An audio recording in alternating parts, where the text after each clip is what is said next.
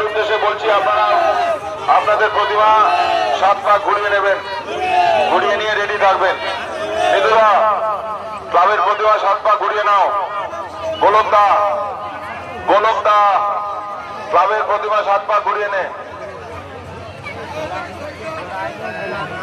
এর পেছনে আছে আমাদের দীর্ঘদিনের ক্লাব পিয়াসি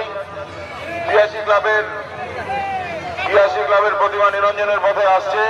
তার আগে রয়েছে বন্ধুমহল, তার আগে রয়েছে, ঠিক আছে, তার আগে আরেকটি ক্লাব রয়েছে, মহিলা সমিতির পুজো রয়েছে। আমরা সকলকে শুভ দীপাবলির প্রীতি শুভেচ্ছা এবং আন্তরিক অভিনন্দন জানাই।